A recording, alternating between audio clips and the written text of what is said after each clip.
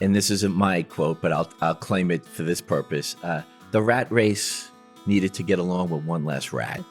But years later, you may be able to reflect back on that same situation and bring that experience forward in a completely different scenario with a very different outcome.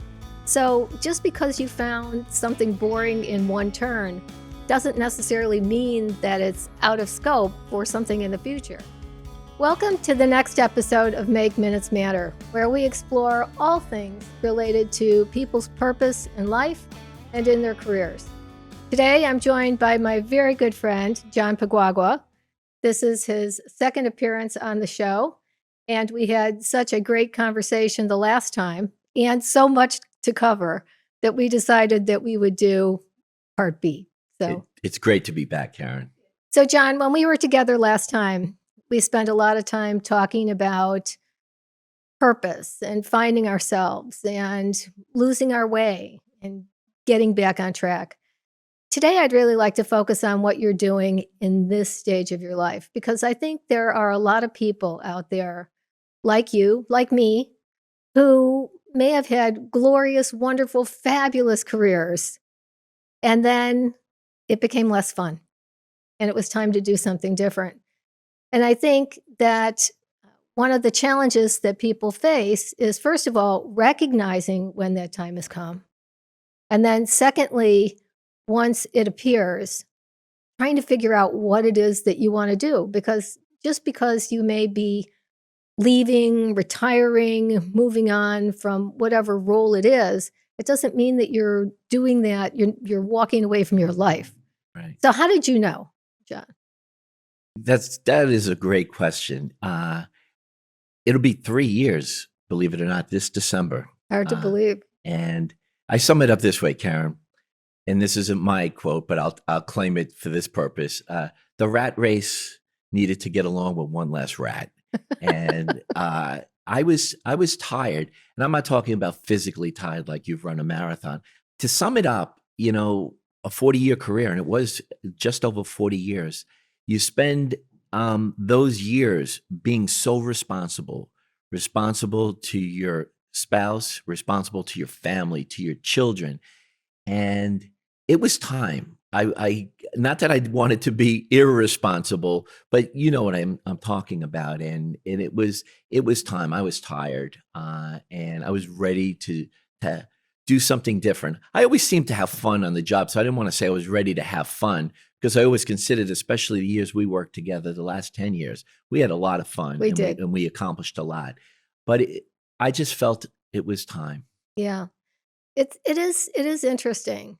I talk to a lot of people, as you know, about this point, whether you're at the stage of life that we're in, or just at various points along the career track where it's time to make that move.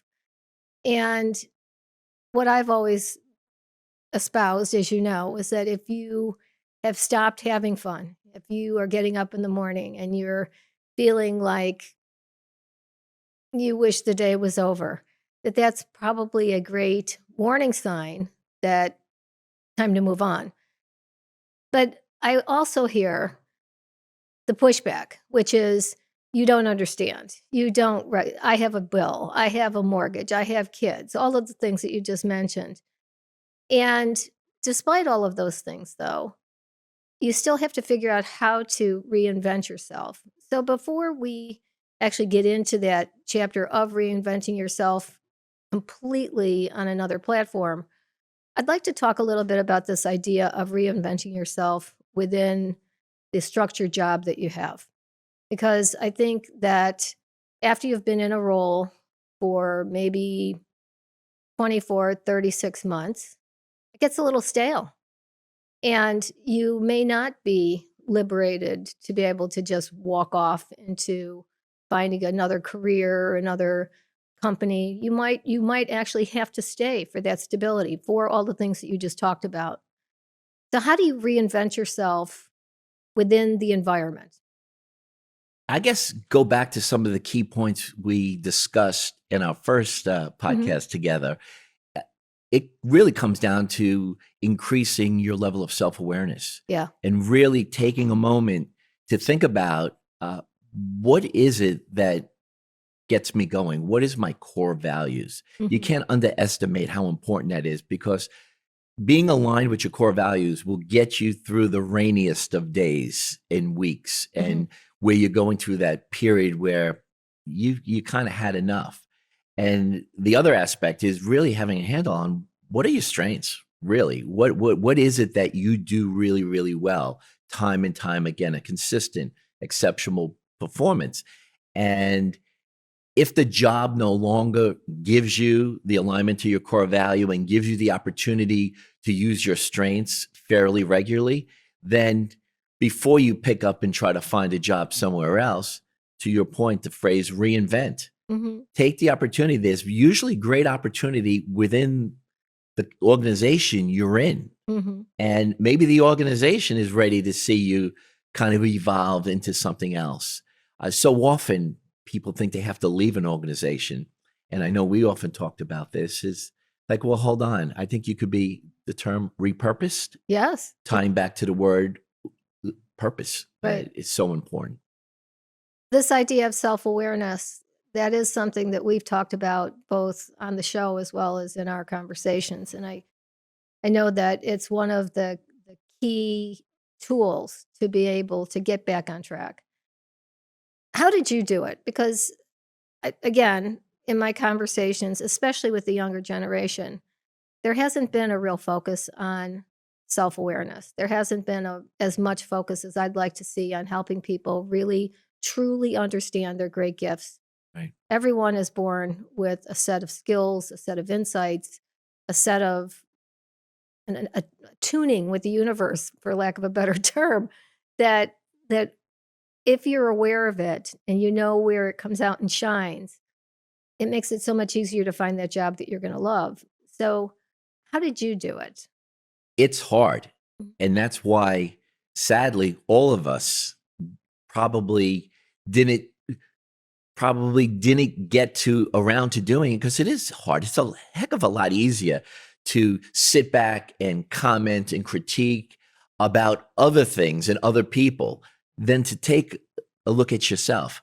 You know, I heard that Michael Jackson song that we love, The Yes. Man in the Mirror, Yes. and it was playing just the other day. And I was laughing because if you really listen to the lyrics of that song, yeah, I mean, but it's hard to do. And I think organizations have to recognize it is hard to do, and they have to make time to help their people through it. Otherwise, they're going to have, as we know, a high level of unengaged employees. Yeah. It's so, so important. But it's not embarrassing that you can't do it yourself. It is hard, and we have to work together on it to bring out those important strengths that people have that they may not have even seen themselves. And I keep coming back, Karen, to the alignment with core values. Mhm. That for me was the aha moment, that if we're not aligned with the core value for this moment in our lives, uh, every day it's going to eat away at you little by little. Yeah. You really do need to value that and do it. So yeah, for me it was. I also read a lot. If I had one book, we just recently moved, and the amount of books I brought to Goodwill and we donated was amazing. And Jackie would often say, another book. But it's so important to seek life is a never-ending learning experience, That's true. and we need to keep doing that. And that helped me a lot. There are a lot of people out there that near enough are experts on this topic. And the more I read into what they had to say, the more I tried to apply. But it was hard. Yeah. And I think that that's actually a very good insight for, again, for our audience, is that you may struggle to find mentors in the workplace, but you can always find a mentor on the bookshelf. There's a book out there that will call to you, that will help open your mind if you're willing to pursue that journey, and to read and to learn and to try to apply some of those insights to your own life. And I think the other piece that I wanted to just briefly mention here is this idea of catching oneself in the moment. I think that's actually a very good way of identifying if you are on that right track. When you feel that spark, when you feel truly alive, when you feel like you can't wait to get into work, or you're working on a project or an initiative, or with a group of people, whatever it might be, and you feel yourself come alive, how cool is that? And it takes a while sometimes to recognize that in oneself. So for the managers and the leaders out there, this is important for you guys, because I think that sometimes we can become so focused on our own that we fail to recognize that there are people around us that need that help to say, hey, look at you. You are absolutely on fire in the moment. And I guess I'd expand that, because it doesn't have to be a manager or a senior leader. It could be a colleague or a peer that says, you know what, I noticed something different about you. And it wasn't bad. It was great. What was it about that moment that turned you on? You know? Yeah, I'm glad. I was smiling as you were talking because your best quote is "You're on fire." Yes. And as you were talking, that's all I could think about. And people used to sometimes refer to the aha moment, that Mhm. aha moment when the light bulb went off in your head. But I think it's about being on fire, and it full circle again with the self-awareness, alignment to core values and strengths. When the stars are aligned, if you will, and those things are, you are on fire. You can't help it, and you're floating on air, as we sometimes use that expression as well. And your colleagues, and as well as the managers, I think we need to help people get on fire and Yes. give them the opportunities. And we can only do that by uncovering their strengths, Mhm. helping them uncover what truly their strengths are, and go back in time. And we often say, it's your strengths could have been from 15, 20 years ago. It could have been something you did, in your first job that you ever had, Mhm. or in college, or a volunteer experience. But it requires you to look at the man in the mirror. Yeah. Well, that's very appropriate, because when I think about myself and a lot of the people that I've worked with over the years, with each assignment, you're learning something, you're bringing it forward. And you may be going through something that's absolutely boring as all get out. All right. And you realize that, and it's time to move on. But years later, you may be able to reflect back on that same situation and bring that experience forward in a completely different scenario with a very different outcome. So just because you found something boring in one turn doesn't necessarily mean that it's out of scope for something in the future. You know what I'm Oh, saying? absolutely. Yeah. So I think, again, this idea of catching oneself and others around us in the moment, to be able to recognize when they are being truly alive, that's something that we can give to each other that is lost. We don't live in a positive world right now. We live in a really challenging, highly stressed world where people are just trying to get by. But you know what? At the end, it's not about getting by. Life is meant to be lived to the fullest. And every single thing that happens to us happens with purpose, if we are willing to open our minds to it. It may not be a purpose that's apparent to us right now. It might be a little bit further down the line. Yeah, I think you said something really important, Karen, about recognition.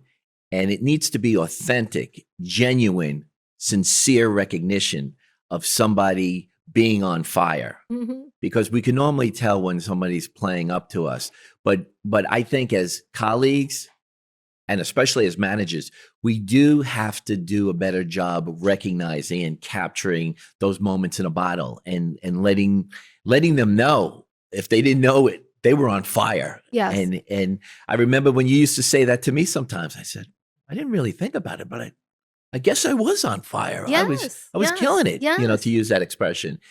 So it's important. I don't think we do that enough, to your point. I think the negativity sometimes takes over, and we need to take the time to recognize our colleagues, recognize ourselves. And I know we have corporate America had to put recognition programs in place because they weren't doing it. What a sad situation that is. It is. That we can't take the opportunity and recognize when somebody, again, is on fire. And truly on fire. Because they may not recognize it themselves. So Yeah. other people will see it most likely before you. And that both recognizes when you're on fire as well as when you're losing your fire. Yes. And so that brings us to the second act. Yes. So, John, you decided that it was time to move on from your structured life. And what's interesting is that I think for many people who are at the end of their careers, they look forward to this period where they don't have all of these, big heavy duty in the workplace responsibilities. Oh, I'm going to retire. I'm going to relax. How long can one really relax in the rocking chair or on the golf course or whatever? Life was meant to be lived. So you may retire from your job, but you are not retiring or leaving your life. So how do you figure out how to fill this void that at one point in time, almost like going to school, was very purposely filled in a very structured way? Now all of a sudden there's nothing. And while it's liberating, it can also be terrifying at the same time. Bingo. Yes. Bingo. And I remember, Karen, as I was approaching my retirement date, as I like to recall it, you were a little concerned about me. I was. In fact, you told Jackie, my wife, he said, I'm a little concerned with John. What's next? What's he going to do? This is going to, because you had taken your retirement, how long that lasted.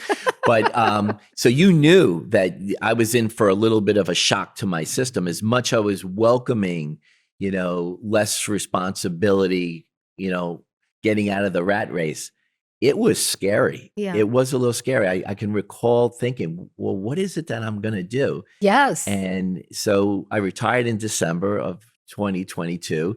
And January and February, I committed and dedicated. We were getting ready to sell our house.